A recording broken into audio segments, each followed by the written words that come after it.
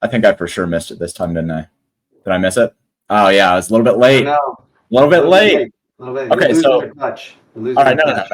I'm not losing my touch. The thing is that I added Instagram Live this time, so it threw off my my groove. So now we're at YouTube, Twitch, Twitter, and Instagram Live. So Fair enough. That's look, fair excuse.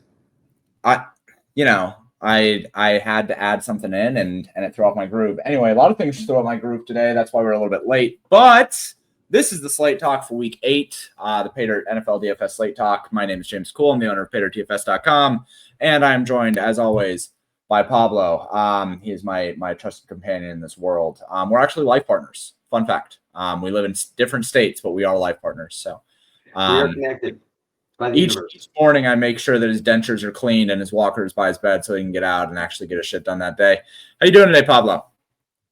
I'm doing well. I'm looking forward to talking through this. I am joining all you degenerates in the big $1,100 contest, not because I paid for it, but because my degenerate volume gave me an entry.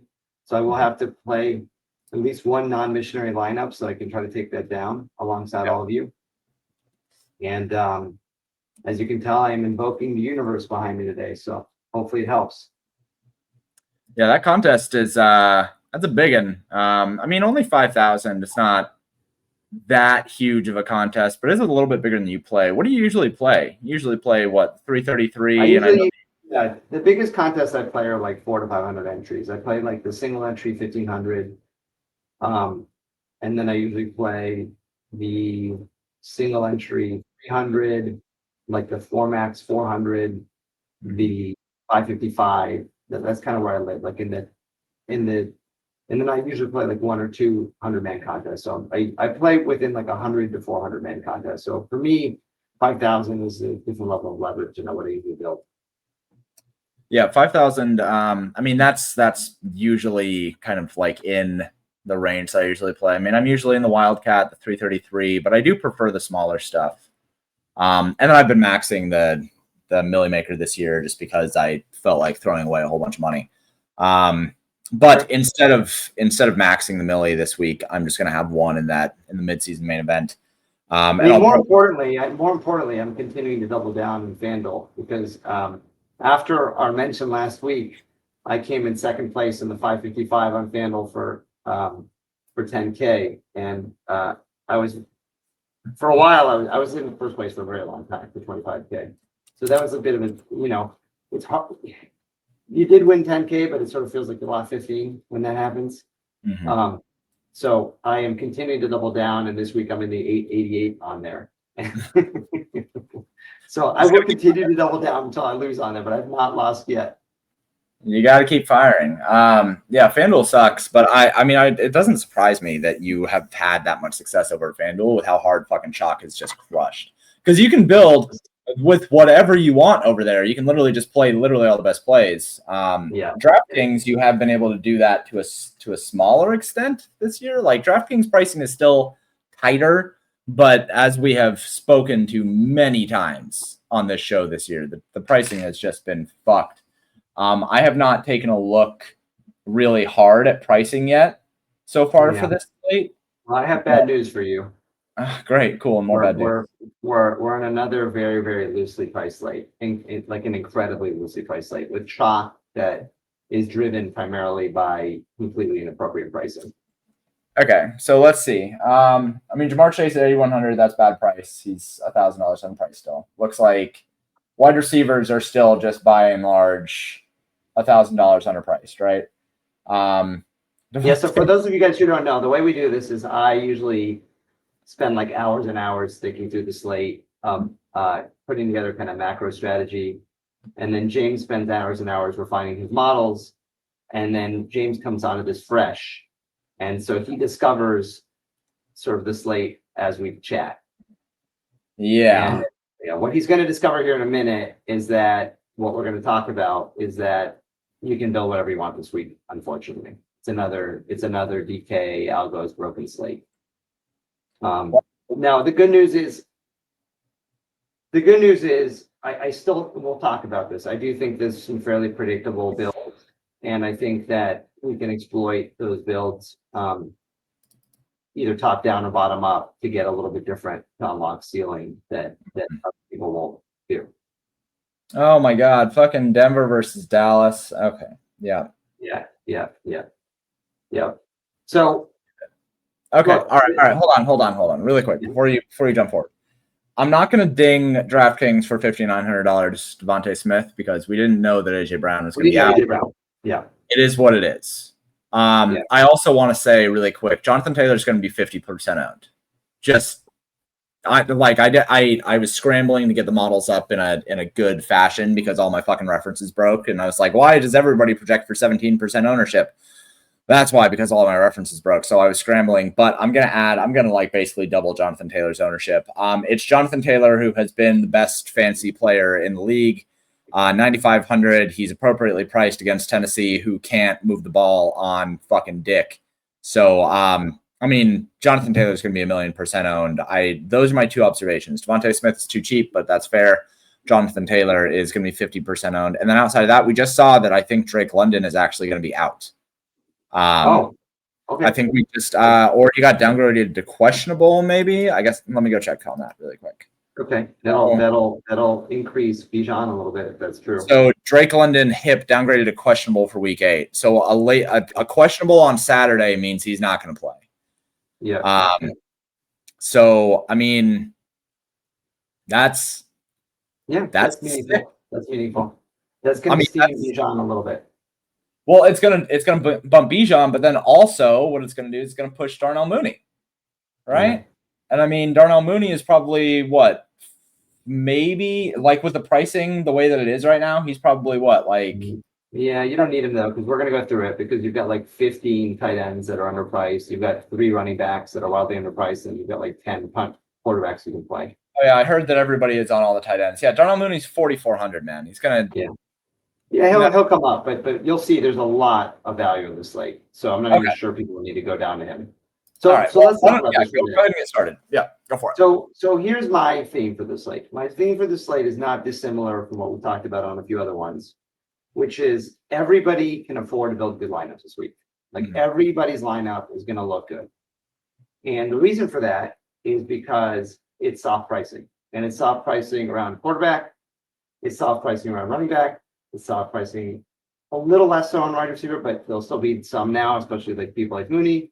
And it's also especially soft pricing on tight end. So basically at every position, we have soft pricing. The good news is that because the pricing is so soft, there's a specific number of running backs everybody wants to play. You've already talked about one of them, and there's like 4 or 5 other ones that everyone's looking at. Okay. It's going to lead to a very predictable build structure, which is that we're going to talk about the quarterbacks. There's going to be a handful of quarterbacks people play. There's going to be one of like 7 to 8 with 3 or 4 main running backs everybody plays. There's going to be 3 or 4 main tight ends everyone's going to play. And then everyone's going to try to win the 2v2 at wide receiver.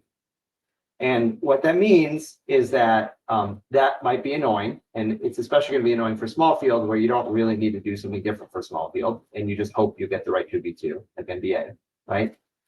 But for large field, I think it's exploited. Because I do think that there's some ways to unlock ceiling with a slightly less conventional build approach that we can talk about. And we'll get to that. But the lot. Just to understand the build structure this week, if we start with quarterback, because quarterback, we've talked about it, and I think this is something important that James pointed out, I think in week 1 or 2. We need to start thinking about quarterback and NFL DFS, especially for slates like this, as just another position. You don't need to think about it as like who you're pairing with 2 or 3 pass catchers. That's gone. It's gone most slates. So last week we had kind of a slate like that, but most slates that's gone this year. So this week we have essentially a few pay up quarterbacks that people are interested in. That's Bo Nix in the highest total game environment. We have Jalen Hurts with a condensed target tree now that AJ Brown is out, and with Baker Mayfield in a dome game with a decent total with good values, and then to some degree Daniel Jones. Okay, so my initial reaction, like every other week, was I don't want to pay up for these quarterbacks because there's a bunch of punts that you can play instead, and that allows me to pay up for the ceiling flex play, right? But here's the problem. Because we have several underpriced running backs and tight ends, it's a little harder because you really have to make a decision as to whether the pay downs of the quarterbacks are worth a little bit more spend up. And this week it's a little harder because there's so much value at the flex positions. And if we look at our range of outcomes, what you'll see is that at least pre the most recent refresh, we have some really nice projections on the pay downs. Like Joe Flacco looks really nice against the dog shit Jets team. Spencer Rattler, who I've been sort of piping all week, is piping. I've not been piping Spencer Rattler. I've been pumping him, but maybe you could say I'm piping him too. He has a very nice projection. We have Jackson Dart with a nice prediction. I don't know that I trust that against the Eagles as severe dogs. So if you just sort by 2x and 3x, those guys look a lot nicer than Jalen Hurts and Bo Nix. It's not to say that Bo Nix and Jalen Hurts don't look good because their medians and their ceilings are generally better than the paydowns. But if you look at it as point per dollar plays, Spencer Rattler, now that Lamar's out, Tyler Huntley, Joe Flacco, and even Kirko against Miami, I'm not sure if I love that quite as much now with Drake London out.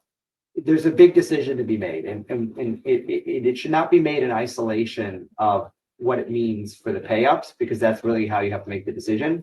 But the first decision you're going to have to make is, are you going to get exposure to the Dallas game through Bo Nix or the Eagles game through Jalen Hurts? Or would you just rather save the money and go down to Flacco, Huntley, Rattler? That's going to be the first decision you have to make. Yeah. Kirk Cousins at 4,400 fucking sucks, dude. Like Kirk Cousins was upwards of a $6,700 quarterback.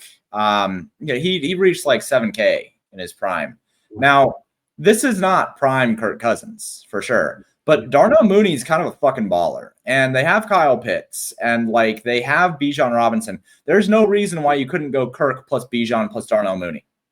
Bijan Robinson catches like 6-7 passes a game. And like it's not like their game plan is going to change all that much. $4,400 Kirk Cousins, if he throws one to Bijan and throws one to Darnell Mooney, that's pretty much what you need. There's him. There's Spencer Rattler, who is not terrible, and Tampa Bay has been a pass funnel for like 3 years. Jackson Dart has been balling the fuck out. Like, I mean, I think I'm probably a little bit high at 19-11 on him. But at 1% ownership, I'm willing to take a shot at 5,500 on Jackson Dart. And it's not like Philadelphia's defense has been good this year. They've been legitimately bad this year, right? People have been wanting to attack them. So all of these cheap quarterbacks, and then Bo Nix is fucking 6K against Dallas. And now, okay, here's where I will level out the room a little bit. Bo Nix is not good. At least not right now. Like this year, he's made a lot of fucking bad decisions, and people are like, oh well, he made up for it in the fourth quarter. Okay, cool. Well, he had a huge game last week against the Giants in that game that got crazy. He was very inefficient, right? The game basically, I mean, it was a 33-32, so it was a 65-point game. He was 27 for 50. He had a 54% completion ratio, right? 2 TDs, 2 sacks, but he threw for 270 yards. So he got there last week, and I think because of this game total and because he got there last week, albeit very inefficiently, people are excited to play him this week. He's the most owned quarterback. Yeah, he's going to be 20-something% owned. Like he's going to be the highest owned. 6,000 is a silly price for him against Dallas. Now, I don't feel terrible about fading him. I feel terrible about fading Cortland Sutton. Would be who I would feel terrible about fading. When we talk about wide receivers, I will dive in on that a little bit more. But with all these cheap quarterbacks, I mean, dude, I've been playing DFS for a long time. I cannot remember a single season of NFL DFS. That's what I'm telling you. I mean, so here's why, like, I, even with all the value, like in prior slates, like we had that one slate with the guy who used to be the quarterback for the Patriots who now plays for the Niners, whatever the fuck his name is, the backup for Purdy. Mac Jones. Yeah, Mac Jones. Mac Jones. We had Mac Jones like a few weeks ago, and he was clearly a good play because he was sort of needed because we didn't have as much flex value. And so this week it might not feel as intuitive to play Rattler or Huntley, a Flacco, a Kirk Cousins. But here's why I still lean on doing so, and I think that's going to be one of my stands this week is because we are playing a game where ownership matters, and we're playing a game where ownership matters, and on a slate like this, which is like an NBA slate, you need astronomic ceiling to win.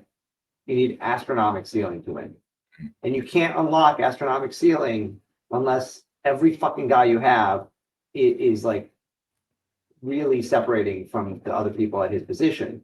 And I don't think you're going to get there with the $1,500 that you're wasting from going from Knicks up from Knicks instead of one of the cheap guys. That's how I feel.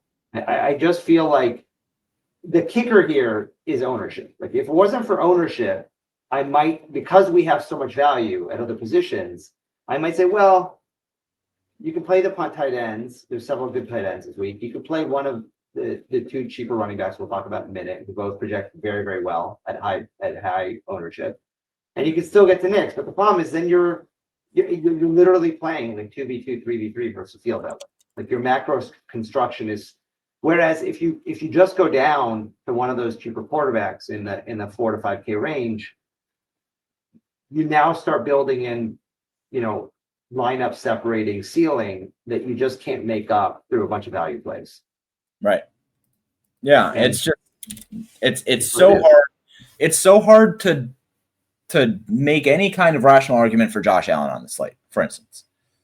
I just can't do it. He projects really, really well, but at 7,500, man, I can get a $3,000 discount going from him down to Andy Dalton and secure having Bijan and Jonathan Taylor and probably Jamar Chase, right? Like I can probably get all three of them. Right. Because in a few minutes, what we're going to do is we're going to do what we normally do, which is once we've talked about receiver and running back first and receiver, we're going to sort the studs by median and ceiling. And what we're going to see is that you're going to have like 5 studs. And if you can get 3 or 4 of those guys instead of 2 of them, just like your range of outcomes. Like, so here's something that I think is interesting. And I don't know, you can tell me because you're the computer programming math wizard. I'm not. Sims. Whenever sim people use, your Sims, portfolio manager, the solver, ETR Sims, when they're sorting by win equity and cash equity, right? Are they looking at range of outcomes for the median 70th, 80th, 90th, 100, 99th percentile range of outcomes the same way our individual players are? Because what I'm asking myself in my head as I'm building these lineups is my range of outcomes with this macro lineup structure, right? Bo Nix plus 2 of the pay-ups plus some value, right? My range of outcome on that lineup versus, Cousins or Flacco or Rattler, whoever you want to pick down there, right? Plus 3 or 4 of those pay-ups, right? And my range of outcomes on that lineup. To me, it feels pretty logical to feel like you're like the absolute raw points you're going to have on your 80th, 90th, 99th percentile outcomes for your pay down quarterbacks with your elite studs is just way higher. And I'm wondering if that's how Sims are kind of creating, decisions. So without going super deep into this, there's kind of 2 ways that you can run a sim and sort by. So the majority of the high level players that are using these sims are using sims and sorting by ROI of the lineup, which is basically where it finished and how much money it made you over the course of however many simulations, right? And those simulations are based around simulated outcomes of each individual lineup within the range of outcomes of the lineup. Now, the complex ones are, yes, going to take into account the range of outcomes of each individual player within that lineup. The less complex ones, some of the maybe more mainstream models, are typically going to be looking at the lineup as a whole, right? Mm-hmm. Because doing the range of outcomes at the player level can be hard to account for correlation and stuff like that. So you are either sorting by ROI, which I think is a really flawed metric. I'm not going to get into why, but you're either doing it that way or you're doing it in a way of sorting based on, how often each individual lineup wins within a clump of other lineups, right? Like you can have lineups play against each other. I don't know that people do this, but this is something that I think is an interesting thought, but kind of doing like a, create a lineup and then create another lineup and have them go head to head and then, sim those against each other and then keep doing that over and over again until you find the lineup that has 1 out of 10,000 simulations or whatever and use that lineup. Yeah. But I digress. You get my more macro question, right? Which is to say, like, if you, whatever way you do it, like if you add up the individual players or you take the holistic lineup, what has a higher median 70th, 90th percentile outcome, the pay down quarterback with elite studs or the pay up quarterback with some additional value plays? And to me, it just feels very obvious that when you have a bunch of really, really good elite players, you're better off going down at quarterback. Yeah, you just are. It has been a thing for a while for NFL where if you can pay down at quarterback, you should. And if you can pay down at running back, you should. And that has made it so that for a while, for the last probably 4 years, I want to say, you've heard like Levitan talk about it over at ETR. You hear, you've heard me talk about it. You hear like all the smart people talk about it, right? Pay down at quarterback, pay down at running back, take your variance and your upside at wide receiver, right? Now that has always been the way, and that speaks to your macro point here of if we have cheaper options at quarterback, we should take them because then we can afford the studs at every other position. The thing that has broken NFL DFS this year is that we have every single. You don't even need it. You don't even need it. No. We have every single week. We have $4,500 quarterbacks we can use. Right. Every week. And the past, it was like the random guy who was starting that week, and you were like, "Shit, do I play him? He sucks. Like he hasn't played in 3 years." Now it's like, okay, like Rattler in a dome game with like the 3rd highest total. Like Rattler sucks. We all agree on that. But like he's got Olave and Shaheed, we'll talk about in a minute, who project as like the two of the best value plays on the slate. Right. And then you've got Flacco, who just went crazy against the dog shit Jets with the Cincinnati having one of the highest totals. Like, and you compare him with Jamar Chase. So it really becomes like, to me, kind of like an obvious thing, which is, okay, which of these pay down quarterbacks are you going to use? And then what is the right combination of the elite players that you're going to use to get to the ceiling you need? That kind of becomes the slate. So let's move to running back, because I think it's important. This is not unlike the slate, I think 2 or 3 weeks ago when we had like 5 main running backs. It's very similar to that slate. We have, for sure, Jonathan Taylor that everybody wants. Okay. He's going to be more owned, like you said, than predicted. The only thing that might keep him slightly in check is that people are trying to figure out how to use like Bo Nix instead of just going down at quarterback. Because he's expensive enough in comparison to a few of the pivots up there that it won't get like completely out of control. Like in small field, it probably will, but in larger field, people will sort of try to figure out a way to say to themselves, well, like if I can play Derrick Henry and Rashad White with Saquon or CMC for a little less money than Jonathan Taylor, like I can get to these receivers I want, right? And Bo Nix. Whereas if you just play Joe Flacco or you play Spencer Rattler, you don't have to do that. You can play fucking Bijan and Jonathan Taylor and Jamar Chase, maybe. So the thing I would point out with running back here is I just think people every week in the Discord, people like bring up like a random running back who's in a vacuum a good play, but we're not in a vacuum. We're in a slate here where we have cheap quarterbacks, a lot of value at tight end, and a few running backs that I just don't think you need to get like off the beaten path. I think to me, if we look at our medians and ceilings here, we've got Bijan and Jonathan Taylor who have astronomical ceilings and astronomical medians in very good spots. Okay. Now Bijan gets even better with Drake London now because of volume. You have Derrick Henry, who we have a little bit lower than the rest of the industry in terms of range of outcome standpoint, but he's 6K. He's 6K. Like, when has Derrick Henry ever been 6K? Right? I don't know. He's 6K. Then we have Rashad White in that game that people are excited about with a really good range of outcomes. And that's kind of like the main running back pool. Like, you've got Jonathan Taylor, Bijan, Derrick Henry, Rashad White. But then what's kind of nice is that you do have a few pivots. We have CMC, who's going to be suppressed. He's going to be suppressed because people want Bijan and Taylor. Okay, so that's a nice kind of high upside pivot. You have Achane. People are down on Miami, and nobody wants to play Achane, right? He's got a nice median. He's got a nice ceiling. You've got Saquon. Saquon's not going to be super low, but he's going to be a little suppressed, again, because everyone's gravitating to those top two, right? And then you have James Cook. So my feeling is that, like, if you just play one, like, you're probably going to play three of those guys. Maybe you play two if you can convince yourself that you need to pay up at receiver with Jamar Chase and somebody else. But you're probably playing three of those running backs.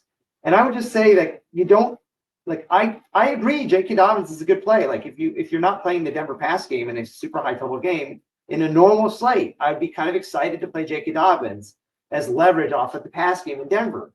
But I can't justify it. I can't justify it when we've got like 5 main guys who project incredibly well, and then 4 pivots who are also really, really strong. Chase Brown I'll add in there too, by the way. Chase Brown is a nice pivot as well off of the Cincinnati pass game. Yeah. And I would just say, like, it's kind of nice because you have like a very condensed player pool, but it also kind of sucks because, you know, I don't know. It feels a little bit like roulette. Like, you just got to land on the right number. Yeah, that's been DFS this year. It's just you know, you have like 26 plays that are really fucking good, and you just my player pool is like 30 players, and it's just like, what's the right combination of these people? Yeah, that's pretty much what it's been all year. Now, granted, there is going to be a slate this year that is going to break everyone's fucking brains. Yeah, we're gonna have some shock that finally fails, right? Yeah, it's gonna be a week where like 18 of the 30 chalk pieces fails, and somebody's gonna score like 209 and take down the Millie Maker, and like have 5-6% owned players or some shit, right? It's gonna be a really dumb slate. This could be that slate, who knows? But I kind of doubt it. I doubt it. There's just two. Like, okay, maybe 2 of these guys fail. Like, I could see our models being a little lower and Derrick Henry being. I think Derrick Henry, just for the record, I mean, I'll probably have a good amount of him tomorrow, because I do think 6K is kind of egregious, and I'm not sure Lamar Jackson being out now really scares me off Derrick Henry against the Bears.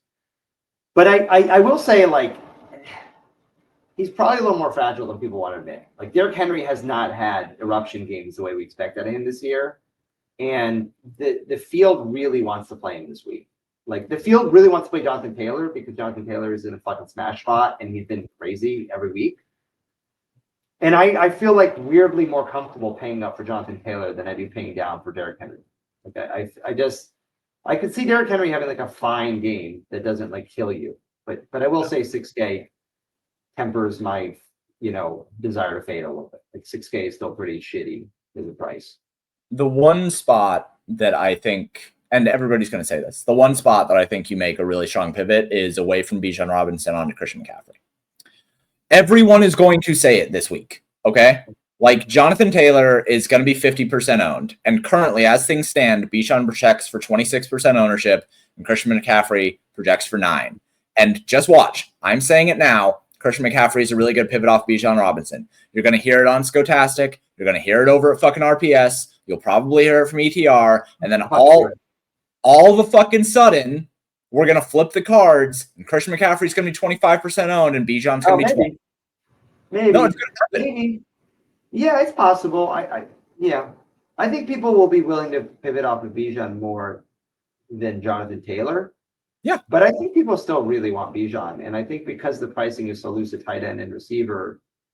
But you're right. I mean, look, if people want to get up to Knicks and to Hurts, it's not that easy to play 2 or 3 of the payups. Like you kind of have to sacrifice somewhere. So you're right. He might get like indirectly steamed a little bit more than we expect. But I do think it's worth pointing out for larger field, like generally speaking, I feel like for pivots at running back, historically speaking, we've had to kind of like go off the beaten path a little bit. Like you have to say, well, I have to find like the sneaky guy, right? I have to find the sneaky guy nobody's playing. And this week, I think because Jonathan Taylor is going to eat up so much ownership, and then Derrick Henry and Rachaad White, because the chalk build will be Bo Nix with Bijan and or Jonathan Taylor, and then Derrick Henry and Rachaad White, right? Like it'll be some combination of those 4 players plus Hurts or Nix. And what I'll say is because that'll be so concentrated, that next tier, like Saquon, James Cook, Chase Brown, CMC, Achane, becomes a little more powerful of a pivot than normal. It's like they're not sneaky by any means, but I do think that main tier will soak up the vast majority of the ownership. Mm-hmm. Yeah, it is going to soak up the vast majority of the ownership. And this is exactly the point that I wanted to make. Every DFS channel is going to say that CMC is a great pivot, and we can see Bijan having they're going to have the same ownership. Like they're both going to end up being 20% owned. So I just wanted to say that really quick, and I wanted to point it out because for the next 24 hours, everyone is going to be talking about how good of a play CMC looks at the ownership that he's at. And I just checked ETR's ownership; they have him at 16%, CMC specifically. So they have him higher than I do right now. And we're already seeing the steam come up on him. So I can already see the this is like a classic. Who's the guy who does the helicopter tweet? Oh, Ian Harris. Yeah. And so that's always the guy he picks. He always picks like the slight pivot. Yeah. Because he wants people to be like, oh, like wow, I don't have to play Bijan, I can play CMC. So he's gonna pick CMC and he's gonna say helicopter, blah blah blah blah blah, and it's gonna say CMC. Okay, I'm gonna try to guess it. Ready? Okay. 145 yards and 3 TDs. That's what he's going to say. Mm-hmm. Yep.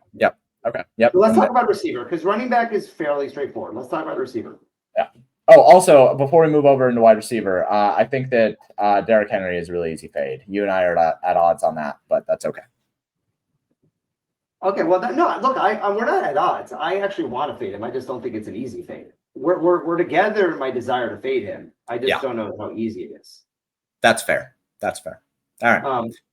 So at wide receiver, it's a little bit different. We have Jamar Chase, who's kind of like the only bona fide pay up that everybody wants, and he's going to be fucking owned, okay? Because we saw him last week against Jalen Ramsey. People are excited about Joe Flacco. What's funny is like no one's going to play Joe Flacco, which is like, oh, like I should play Joe Flacco. I played Jamar Chase, and then I could have afforded 2 of the pay ups, but we already made that point, so I'll leave that there. Devontae Smith is going to get steamed a bit because of the AJ Brown injury. To your point, I'm not going to be too mad at DraftKings about that. Like we didn't know AJ Brown was like probably demanding a trade or whatever's happening now. And then we had Drake London as chalk, but it sounds like he's out now. So we'll see how that affects ownership. For sure, Mooney's going to become good value now. I don't think Flowers is going to be quite as owned as he was going to be before, just because I don't think people are super excited to play Tyler Huntley. And I think some of Flowers was, there you go. Like it's exactly that question. I think it's going to bring him down a little bit. I just don't think he becomes as much of a priority for everybody, because what you see next, and this is kind of like an interesting thing I was feeling when I was building, I want to get your take on it, is that part of the reason I really have loved the Rattler play, one could say I'm piping if they want to mispronounce pumping. Yes. That's how much I love him. People might accuse me of wanting to pipe him. So anyway, is because if you look at Olave and Shaheed, they're like excellent value. That game has like that lovely right below the highest total. Like it's not as high of a total as the Denver game, but it's like a very respectable total. It's an indoor game. It's Tampa who tends to be a pass funnel, over the last several years. Rashid Shaheed is a good play too. Fucking Rattler is cheap as hell, right? And then you've got Rachaad White across them. You've got Tez Johnson, who projects like incredible value also, because Mike Evans is out. You get Ibuka, who projects as good value. And there's 2 points I want to make. One is that one way to get a little bit different on the slate is say, you know what? I'm just going to fucking bank on that game going into the moon. I'm going to fucking game stack that game. Like full-blown game stack. Like, 2 pass catchers, at least 2 bringbacks. Like, not a bullshit game stack. Not like a little mini correlation, Rashad White, Olave, is what everyone's going to do. What everyone's going to do is they're going to do Bo Nix, fucking CMC or Bijan and Jonathan Taylor, and they're going to do a little mini of Olave and Rashad White, right? And that's missionary. Instead, you can say, fuck this. I'm going to go all in on that game. There's one way to do things differently, okay? But the other thing that I've been debating a little bit, and I think it's showing up a little bit in the ownership. And maybe the way to do it is you just play Courtland Sutton, okay? What's weird about this slate, this is like the one weird fucking thing about this slate, is that Denver, Dallas has a super high total. But the players are priced in a way that does not lend itself to people playing much of that game. Like people are mostly only going to play that game through Bo Nix. There might people will probably skinny him with Sutton. Like I don't think a lot of people will play Franklin and Mims with him. And then the Dallas guys don't project that well. Like CeeDee Lamb doesn't project that well. Javonte doesn't project that well. Fergie doesn't project that well. So, there's a part of me that's like, well, I don't want to force shitty projections in the highest total game just because it's the highest total game. But there's another part of me which is like, well, I don't know if ownership is going to be suppressed on the highest total game, maybe we just figure out how to play that game the right way, right? I don't know. I mean, it's a weird thing when you've got a game with such good total, but the players are priced in a way that nobody really wants to play that game. Yeah, people don't want to play the Dallas side specifically because Denver's defense is fucking nuts, right? I mean, that's a thing that people worry about a lot. And to be fair, Denver's defense looks like as good as the 85 Bears right now, right? Like they're just go under, right? There's a debate you have to have. You're going to say do I just not believe the total, and I'm just going to do what everyone is doing, you just play Courtland Sutton or maybe skinny Bo Nix, or do I believe the total? And I'm actually going to try to lean into that game. The hard thing is it's really hard to look at the lineups you build in that game because you're really sacrificing a lot of median. I mean, even you're sacrificing ceiling too. I mean, the guys are just too expensive on the Dallas side. Yeah, it's especially hard. Like you said, it's a weird price point for a handful of players. Like getting to CeeDee Lamb at 7,800 is hard. It's just really hard to land there, especially because he does not project especially well, and his expected fantasy points is relatively low, right? Like you're getting off by definition, the guys we've talked about, Bijan, Jamar Chase, right. CMC, all the Jonathan Taylor, you're getting off those guys. At least one of those guys that plays CD. Yeah, and it feels bad overall. And then people are scared of Denver's defense, so they don't want to play the Dallas guys. And I think there's something that goes on in people's heads that says if I can't play one side, I'm less inclined to play the other side, right? Like they look at it and they're just like, oh, well, it's probably not going to be a shootout because of Denver's defense. And because of that, we're not going to get as much upside from the other side, blah, blah, blah. But if Bo Nix is going to be 20% owned, I think you have to look at it I think you have to look at it this way. If you believe that Bo Nix is going to be 20% owned, I think that the ownership projections on the rest of that game are all low. I think that more people are just going to play Courtland Sutton and Trey Franklin, right? Yep. People are just going to play them because if Bo Nix is 20% owned, yeah, people are a little bit more accepting of not stacking this year, but I think that people are still going to stack with Bo Nix, especially against Dallas. So I think if you believe the ownership projections on Bo Nix, then you have to think that the other ones are going to be carried along. But I do think that people are just genuinely too low on the Dallas side if the total for that game is what it is. So you have to believe a couple different things about this spot in order to accept the value proposition of stacking it. You have to accept either that the Bo Nix ownership is projecting too high and that across the board they will be lower, or you have to accept that the team total or the game total there is too high and people shouldn't be going after it as much, right? Like it's kind of this weird thing where it's hard to read the tea leaves on either side of it. Yeah. So I think what I'm going to do, I mean, I've already mentioned it, but I think what I'm going to do is because I think the New Orleans Tampa Bay game is so nice. Like it's so nice. Like you can play Baker with those guys. You can play Rattler with those guys and then get up the ceiling guys. I think I'm probably just going to fade that Dallas Denver game. Just hope it goes way under. Like and I'm going to hope that the ownership across the board in that game is a little higher than what we expect.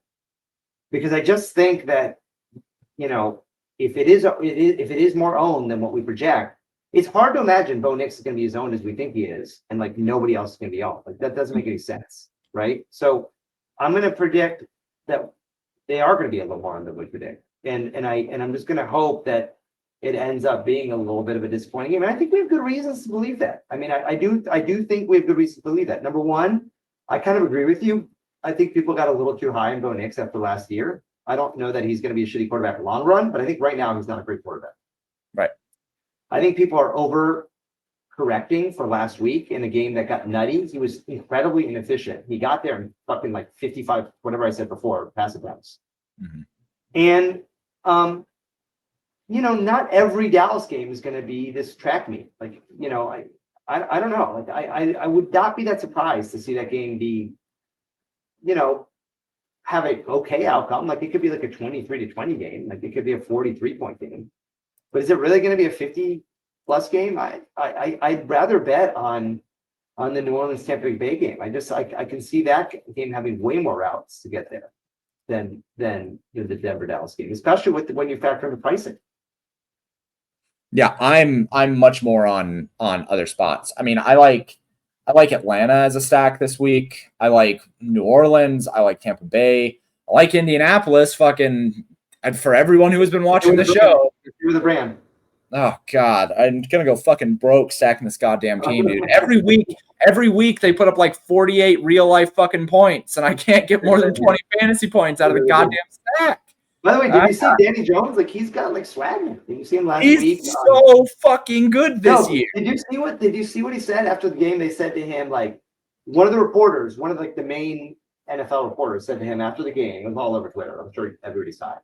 Yeah. And they said, you know, what's your reaction? Like everybody thought you guys weren't going to be this good this year. Like what did you guys like? What do you think now about what we thought we knew? And his answer, like stone cold, like not even like blinking, like no, his blood pressure didn't change. He said, "Seems like you guys didn't know very much." He's just like, "Fuck you." Like I'm fucking Danny Dimes. Fuck you. In whatever Indiana Jones. We'll call that. Yeah. So I'm with you, dude. Like I think that there's like if we just go down the list of in terms of game totals, after that game we have. Yeah, I mean, look, I can bring up the facts, right? So here's the team totals. I think as of yesterday, I didn't update today yet. As of yesterday. So Indianapolis at the very top, Jonathan Taylor or Indianapolis stacks, whichever one you fucking feel like burning money on, because whatever one you choose, you're gonna be wrong. Denver stacks project for 29, Philadelphia 29, Atlanta 27. Buffalo, Cincinnati, Tampa Bay, Baltimore. I mean, this is like you have so many options. And if you look over at ownership, like, yes, there's going to be ownership on Indianapolis, but not that much. There's going to be more ownership on Philadelphia than basically any of the really high owned total stacks. You get no ownership on Buffalo. You get basically no ownership on Tampa Bay. Baltimore is going to fall down, obviously. Even New England at single-digit ownership, that's not the worst thing I've ever seen. But you have so many games here with high totals. Like, yeah, and if you go to your stack range of outcomes, and we'll talk about tight end in a second because the stacks play into the stack range of outcomes, and you sort it by 3x, right? Or sort it by 3x, and then you keep in mind those game totals. Hey, look at what's right after Philadelphia's own, right? I don't believe C.J. Stroud. Like to me, C.J. Stroud's off the radar for this slate, which whatever. Spencer Rattler, Baker Mayfield, Joe Flacco, Kirk Cousins. What do these things all have in common? You have cheap quarterbacks with high total games with easy to pair partners that allow you to get to the pay up flex guys. Yeah. That's the fucking game this week. That's the game this week. In my opinion, the game this week is you pick your choice of the cheap. You pick your choice of like Rattler, Mayfield, Flacco, and Kirk Cousins. Mhm. You pick the right stack there. You get the right combination of the fucking ceiling guys, and that's how you win. Right? Because it just those games have really nice totals, and those guys are the 3x for and the 4x value for like a fraction of the price. I mean, look, the Rattler ones are what's the price? I'm old and I can barely see. Well, I mean, it's 13-8 for the top overall Rattler stack, right? With Olave and John Johnson. If you wanted to go with what about your boy Cousins? What's your Cousins? Oh, and by God, the way, that's London. When you put fucking Mooney in there, okay, subtract $400 because it's Mooney. I know we're going to be looking at a stack with Kirk Cousins, Darnell Mooney, and Kyle Pitts. It's probably going to be what, like fucking 12K or some shit. Yeah, by the way, you can do Bijan with that too if you want. Because Cousin will throw a rollout pass to Bijan and he'll run it.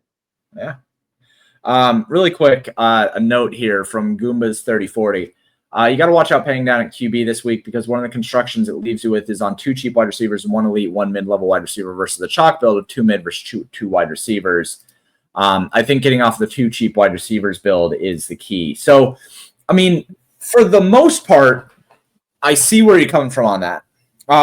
The problem is that Darnell Mooney is cheap only because, like, he wasn't the wide receiver 1. He's now the wide receiver 1 with Darnell Mooney out, right? So he is $1,500 underpriced, I would guess. Kyle Pitts at $3,900 is also super cheap. $3,900. He's probably $1,000 underpriced, something like that, right? I do think that if you're speaking specifically to wide receivers and you're speaking specifically to like the ownership on the cheap guys, so Troy Franklin, Tez Johnson, Marvin Mims, Khalil Shakir. Yeah. I think those guys are unnecessarily fragile on the slate. I agree. Like, I'm more focused on the reason why I want to play a cheap quarterback is for Devontae Smith and for Cortland Sutton and for Chris Olave. I want these mid-range wide receivers. Yep. Right. Yep. So to your point where you said you don't need it. You don't need it. To your point where you said versus the chalk build of 2 mid and 2 cheap, like I just want like 2 mid and inexpensive, right? Or 3 mid, right? I'll take 3 mid-level wide receivers. I can fade Jamar Chase if I take Christian McCaffrey and Jonathan Taylor. I'm fine with that. I don't think that you need the cheap wide receivers. Now, the only thing that I will say about that is that I don't think there's a problem taking Darnell Mooney or Troy Franklin in their spots because I think that both of them are like really underpriced. But stacking them up, I don't think you have to do. And that's the reason why we want to pay or play a cheap quarterback. I keep saying pay instead of play. And then better than pipe and pump. Yeah, better than pipe and pump. And then from Goombas again, Baltimore Falling is going to pull up Philly and Tampa Bay. I do think that it's going to pull up Philly. I don't think it'll pull up Tampa Bay all that much. It might, but I think that people are kind of apprehensive about how to attack Tampa Bay. And I think it'll probably just like with Baltimore falling off there, I think we're just going to see more ownership bleed into Cortland Sutton. I think we'll see more ownership bleed into that Denver-Dallas game and the Philadelphia game. Here's why I kind of agree with you on that, is that it's just really easy to build cash lineups this week. And so people are mostly going to build cash lineups. Like, no one's going to overstack a game because it's like you're by overstacking a game, you're giving up like a bunch of chalk players that are projecting really, really well, right? Yeah. So let's talk about tight end, and then let's do our ceiling running back wide receiver comparison, because tight end is pretty simple. Tight end is basically 5 guys. It's Goddard, Schultz,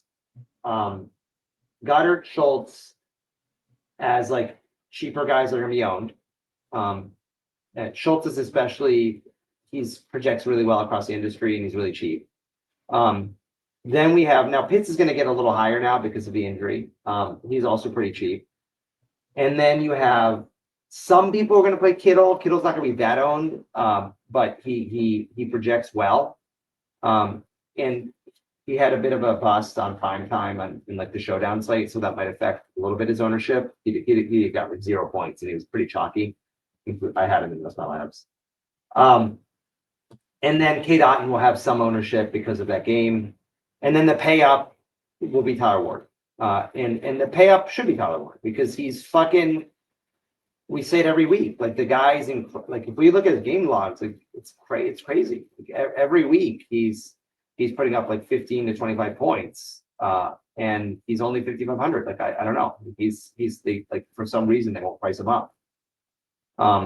So I do think with the desire to play up for Hurts and Knicks, and I do think with the desire for people to get to those elite flex players and Bijan and CMC and Jonathan Taylor and Jamar Chase, like it'll probably like keep Warren a little more in check. And I think people will more play Dalton Schultz and the cheaper, like the punt tight end is gonna, I think, have outsized ownership this week. I think it makes Warren a little more fun to play. And to your point for larger field, Jones stacks.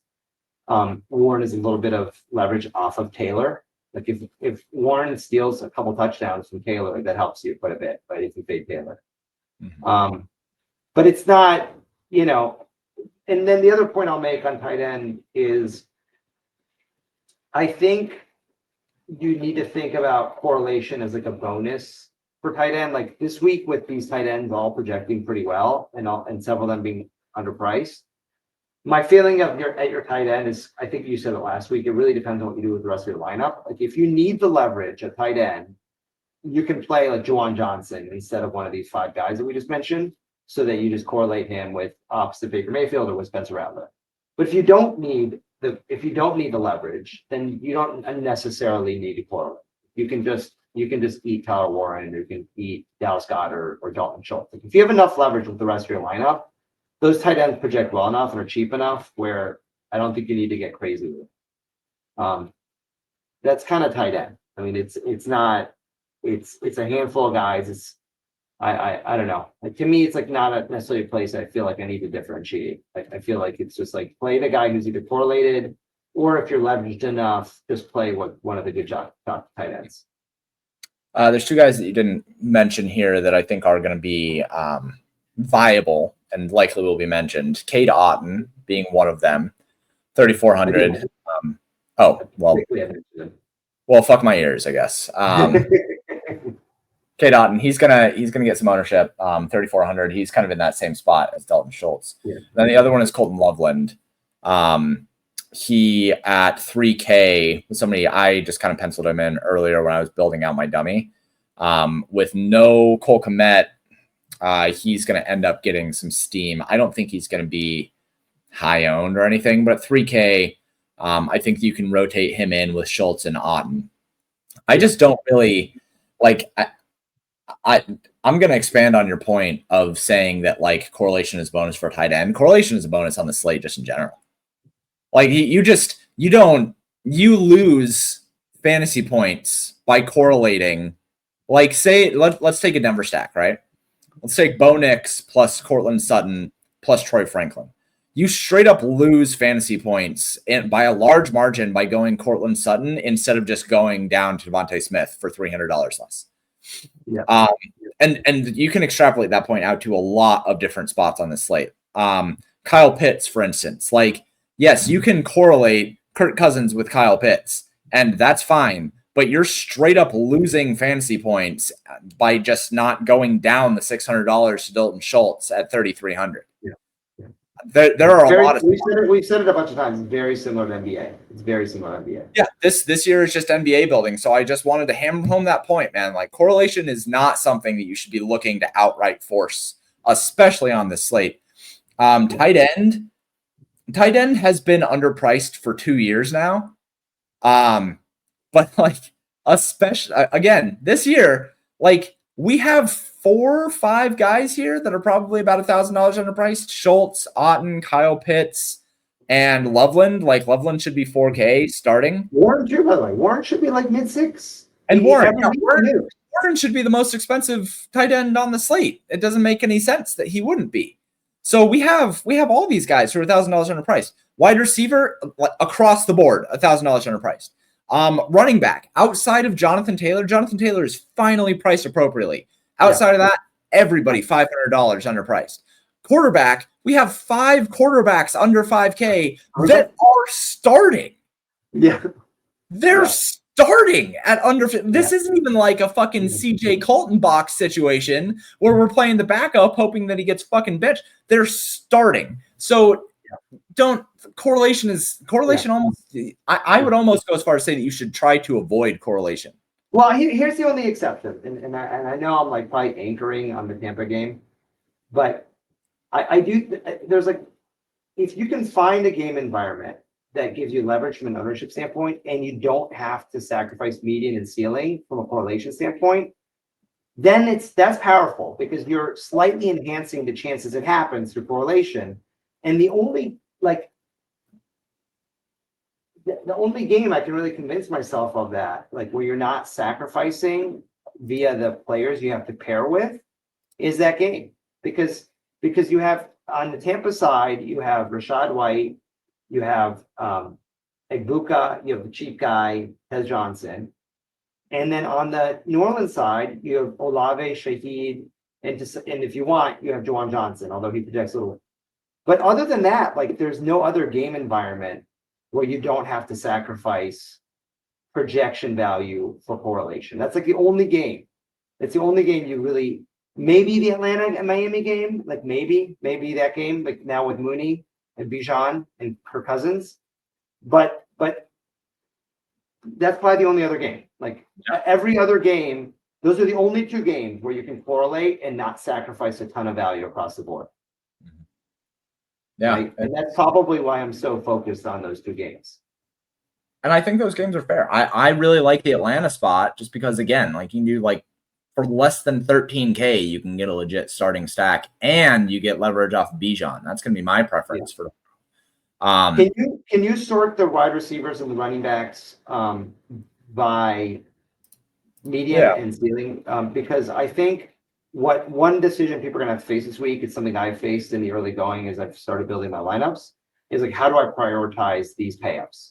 And because you can only pay, like, even if you pay down at quarterback, even if you play Rattler or Cousins or Huntley or whoever you want, Flacco, realistically, like you can only probably fit 3 of them, like maybe 4 if you get creative. So you're going to have to make a choice between JT, CMC, Bijan, Jamar Chase, Saquon, and you're gonna have to make a choice there. Like, and I think most people feel most comfortable with Jonathan Taylor, even though he's appropriately priced. No one's gonna click on CeeDee Lamb, and I think what's gonna happen is I think Saquon, Devon Achane, for sure CeeDee Lamb are gonna come in at just like a lot lower value. CMC, I TBD. I kind of see your point. Like he might become like the popular pivot and then actually steam because of that. But also he still might come in a little suppressed. Like I'm not sure he's going to reach JT Bijan levels. Maybe. Oh, he won't even come close to Jonathan Taylor, but he might be 25% owned in the second highest running back on the slate. Yeah. So my feeling on this is not super sexy. I think it kind of depends. I don't feel super like incredibly strongly that any of these guys are way better than everybody else. I like Jonathan Taylor should nuke. I think CMC should do great. Bijan should nuke. Jamar Chase should nuke. Saquon probably should nuke. I mean, they're home favorites against the fucking Giants with a high total. Bonus on Saquon is you get a little bit of leverage off Devontae Smith and Jalen Hurts, so that's kind of nice about him. And I kind of feel like a little bit of it depends on how big your contest is and how leveraged your lineup is already. Like if you're playing a small field contest and you've got Rattler double, like I don't know that you need to get off Jonathan Taylor or Bijan. Like it just feels like overthinking it. Like why force Saquon like in that situation, right? But if you're playing Bo Nix with Troy Franklin and Portland Sutton, who we think will probably come in a little more owned, right? And you're playing a cheap tight end like Schultz, then you probably need to pivot at one of these payups. You probably do need to play. You can't play Jonathan Taylor or Bijan. You probably need to play, Saquon or Achane or James Cook. or fine pivots. If they're not like weird, crazy plays. Yeah. I wanted to sort by expected fantasy points here to show off Javonte Williams, who said, and I quote, "I'm going to put my weight on them. They will feel my girth." Wow. Which is the most pause statement that I have ever heard an athlete say during an on-air interview. Just crazy stuff, to be honest with you. It's pretty crazy. Yeah. Absolutely. The problem with that is that our range of outcomes sort of disagrees, even though his expected points are good. And I don't know. I just don't think Javonte Williams is that good.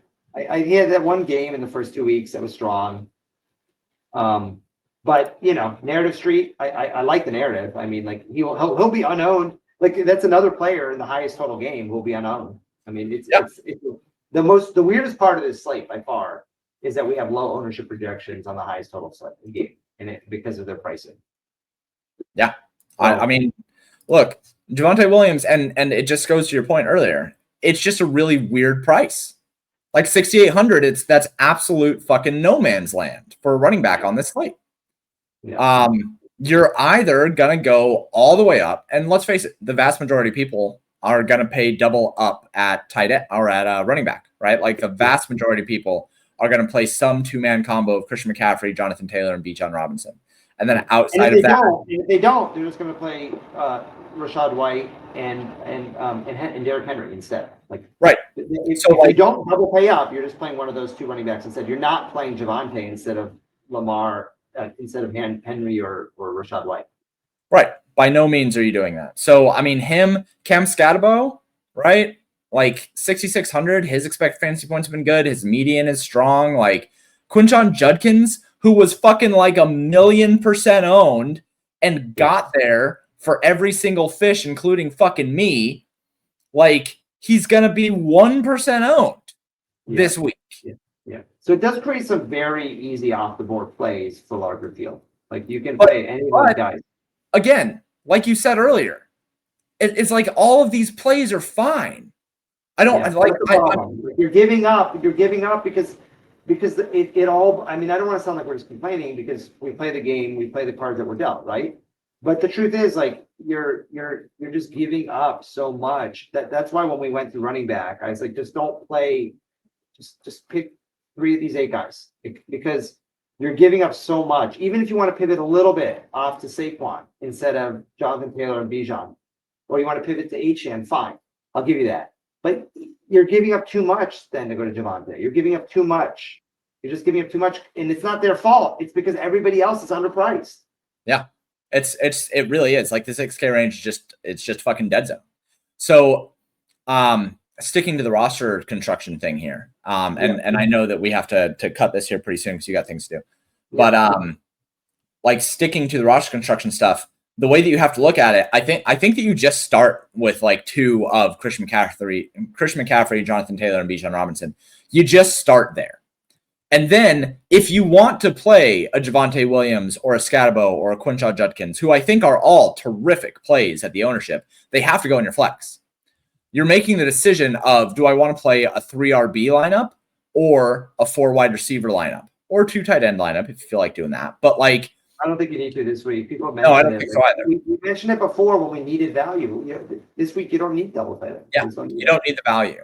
So it's a question of, do you want to play 3 running back or 4 wide receiver? And it's just a question, really. Do you want to play Quinshon Judkins or do you want to play fucking Courtland Sutton? Do you want to play Cam Scatabo or do you want to play Devontae Smith? And when you say these things out loud, you're like, no, I don't want to play Quinshon Judkins or Cam Scatabo. Like, I'm just going to play the wide receivers. That's the problem. Yeah. So I think that there are plenty of ways to play these guys. Like there are good running backs on the slate, but the pricing just makes them worse plays. Yeah. Here's my like take home point on macro lineup builds this week, which I think is important. Which is to say, like, be very self-aware about how different or not different your build structure is than the field. Because the more similar your build structure is to the rest of the field, and the larger your contest is, the wackier you need to get around that build, right? And the less similar your build structure is, and the smaller your field structure is, then the less wackier you have to get with the rest of your build. And I think we know what the kind of the most, I think the kind of the sort of the blueprint that will be the most common will be the pay up QB. It'll be the Kurtz or Knicks with 2 or 3 of those pay up elite flex plays. It'll be 2 of the cheaper wide receivers with the cheap tight end. And then punting down like Cincinnati defense, we're not going to talk about defense, but they're really cheap. So people will just go down to Cincinnati against the Jets. That'll be the most common approach. And if you do that, I would just tell you that you have to be ready to get kind of weird at a couple positions, because you're basically just playing a 2v2 game. If you're playing a 2v2 game against the rest of the field, right? And it's okay. Like if you want to play a 2v2 game, you can play that game. It's kind of what NBA is. But don't be mad when you like miss min caching by 1 point, because you basically did what everybody else did, right? Like you're going to bubble. Like if you bubble this slate, it's probably because you just did what everybody else did and you got the wrong 2v2. Okay. There's 2 ways I think you can get different on the slate to avoid that. Okay. One way you can do it is by playing one of those cheaper quarterbacks and getting to more ceiling value and more pay-ups than the value plays everyone's going to use. Like just play Flacco, play Cousins, play Rattler, and then definitionally your lineup will look different because you have more pay-ups than other teams will. And I really like that, as I've mentioned a few times, because if those guys get to their 80th and 90th percent outcomes, you're separating. Like you're separating from the mid-range and you're separating from the value plays. Okay. The other way I think you can get different, and I think there's 2 games to do it through. The main game is Tampa Bay, New Orleans, but I also think you can do it through Atlanta, Miami, is to play a little game stack of one of those games and then surround that with a few chalk pieces. Yeah. I think those are the 2 approaches this week. Like you either go down a quarterback and unlock some ceiling, or you game stack your game of choice between Tampa Bay, New Orleans, in my opinion, Atlanta, Miami, maybe Chicago, Baltimore, if you believe Tyler Huntley can push them.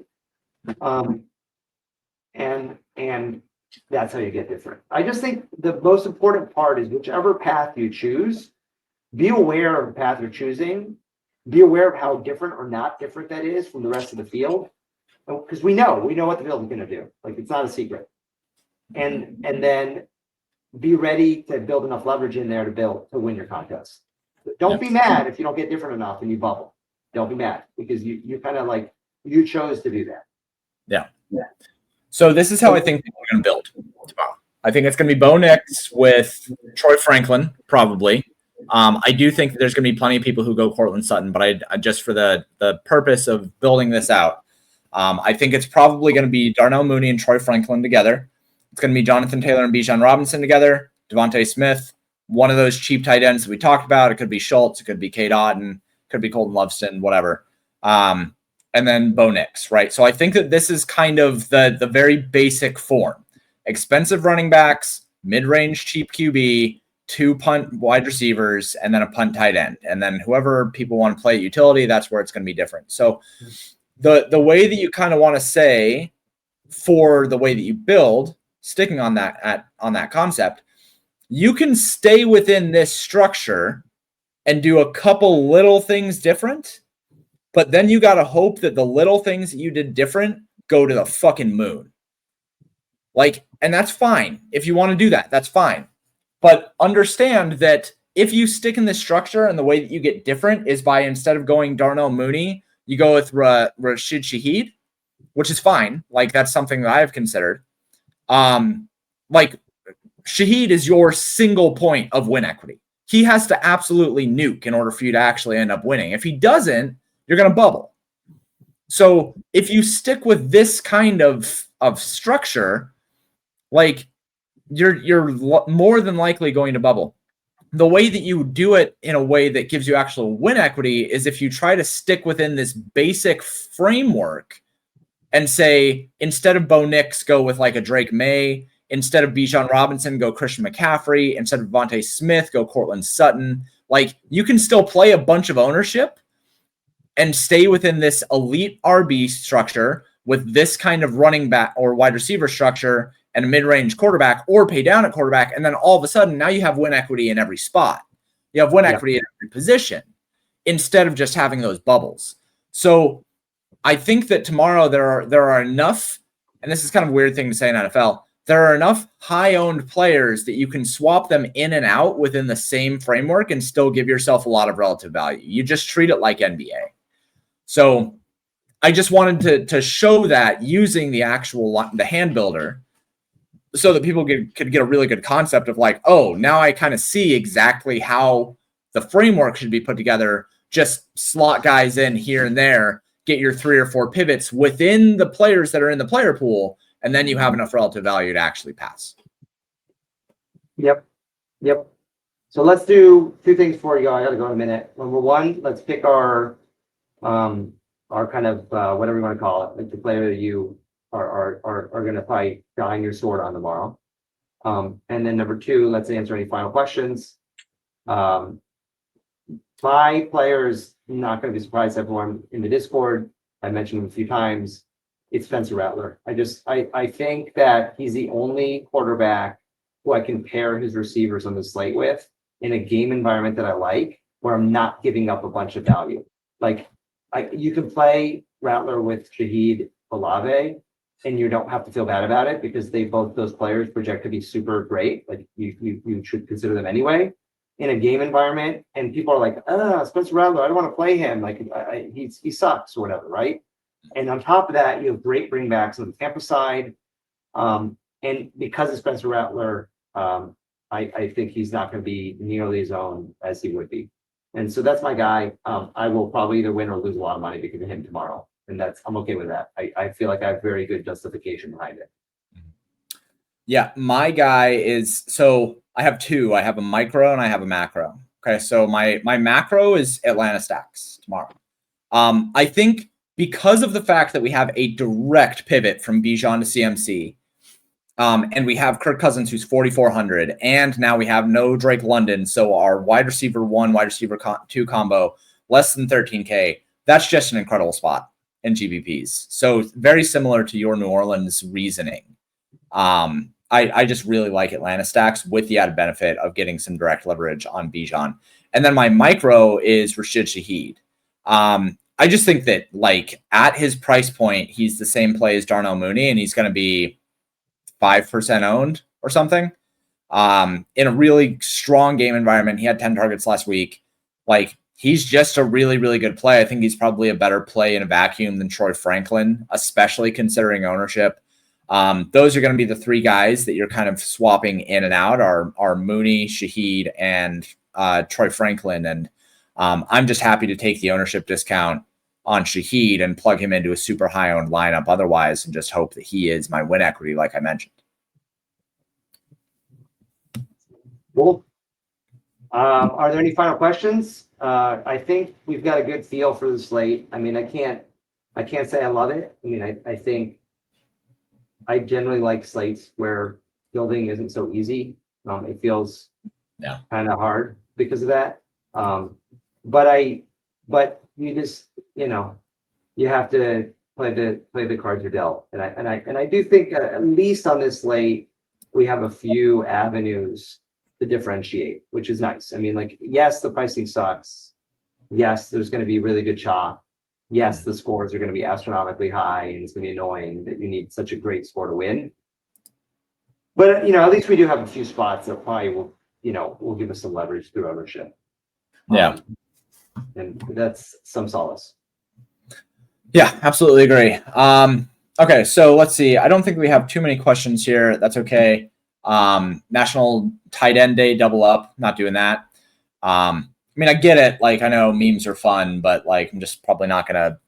I just don't care. If you are gonna double tight end, the thing that you would end up doing actually, is playing like 2 of the expensive ones, right? Like, you'd probably end up doing like Tyler Warren plus, Goddard. Goddard. Yeah, that's the way that you would probably end up doing it. There's so much fucking value on this slate outside of the tight end position. I just can't justify it. Yeah. Let's see. Ingram and Mooney, Schultz, Offen. Yeah. I mean, or Schultz, Otten. I'm just not.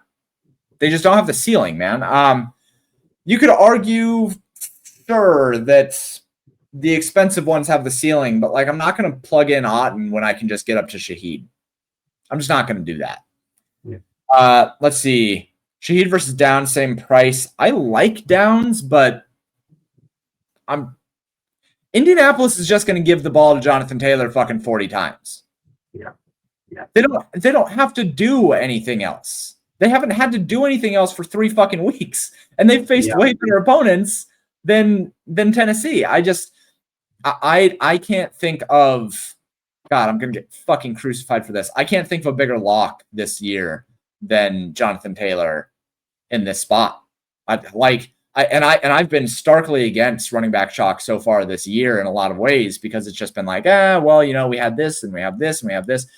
Yeah, he should just completely smash. It's really, and it's not too hard to get to him, especially given that we like the cheap quarterbacks. And because of that, like I have to lean into Shaheed. I think that Downs is fine, and look, that offense is good enough that maybe Downs is able to get there as well. But I just like the game environment. I like the volume for Shaheed. Shaheed's volume is much better than Downs. I don't have to worry about Alvin Kamara getting 6 touchdowns in fucking 2023. So, I got to stick with the Shaheed side on that, unfortunately. No, I do like Downs. He's a good player. All right, that's going to do it for us. It's been a good show. I think this slate, it's just another fucking NBA slate, but you just have to play it the way that you play it. We got the midseason event. Pablo and I will be in it. I know Gordy will be in it. I'm sure that CKK will be in it. We'll have some good Paydirt representation in the midseason. I'm sure there's a couple other guys in the Discord that are going to be in it as well. If you are not over at Paydirt, you should be. Subscription options are here: $40 a month for full access, $35 a month for NFL, $225 through the end of the year. At the end of this month, this price is going to go down. So if you have been looking to get a yearly subscription, this is going to go down at the end of the month. And then we have weekly and daily options as well. If you guys have any questions, feel free to reach out to me in the Discord. You can join up here. It's free to join. Otherwise, thank you guys so much for the support. Thank you so much for everything. And we are going to get out of here so that we can go win this slate. Pablo, any closing notes here? No. Built for ceiling. Build for ceiling. All right. You're not going to win without ceiling. Good luck, everyone. Adios, folks.